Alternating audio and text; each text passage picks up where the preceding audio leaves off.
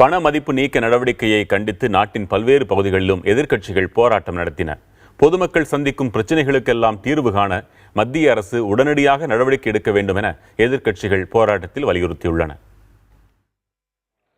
ரூபாய் நோட்டு விவகாரத்தில் மத்திய அரசின் நடவடிக்கையை கண்டித்து நாடாளுமன்ற வளாகத்தில் காங்கிரஸ் துணைத் தலைவர் ராகுல் காந்தி தலைமையில் ஆர்ப்பாட்டம் நடைபெற்றது. இதில் காங்கிரஸ், இடதுசாரிகள், ராஷ்டிரிய ஜனதா தளம், திமுக ஆகிய கட்சிகளின் எம்பிக்கள் பங்கேற்றனர்.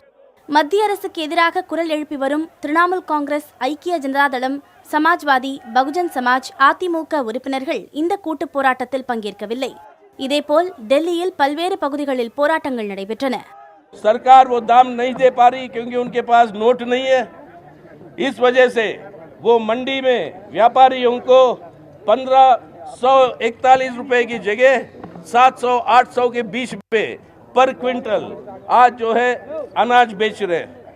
ये हालत हमारे अन्नदाताओं की है। फैक्ट्रियां बंद है क्योंकि डेली वेजर्स काम नहीं कर सकते। உத்தரப்பிரதேசம், பீகார், பஞ்சாப், மேற்கு வங்கம், தெலங்கானா, கேரளா, தமிழகம், புதுச்சேரி உள்ளிட்ட மாநிலங்களிலும் எதிர்க்கட்சிகள் போராட்டம் நடத்தின. நாட்டின் நலன் கருதி எடுக்கப்பட்ட நடவடிக்கையை எதிர்த்து நடத்தப்படும் எதிர்க்கட்சிகளின் போராட்டம் 125 கோடி மக்களுக்கு எதிரானது என மத்திய அரசு விமர்சித்துள்ளது. जनता की तरफ से नहीं है, ये जनता के प्रति, जनता के विरुद्ध आक्रोश है। और जो 125 करोड़ इस देश के देशवासियों की जो इच्छा है उसके विरुद्ध आक्रोश है। जिस प्रकार उत्साह के साथ, पूरे सहयोग के साथ उन्होंने नोटबंदी के निर्णय का स्वागत भी किया. கருப்பு பணம், பயங்கரவாதத்திற்கான நிதி ஆதாரம், கள்ள நோட்டு ஆகியவற்றை ஒழிப்பதற்காக பண மதிப்பு நீக்க நடவடிக்கையை மத்திய அரசு எடுத்திருக்கிறது. ஆனால் இந்த நடவடிக்கையை கையாண்ட விதத்தை எதிர்க்கட்சிகள் குற்றம் சாட்டி வருகின்றன.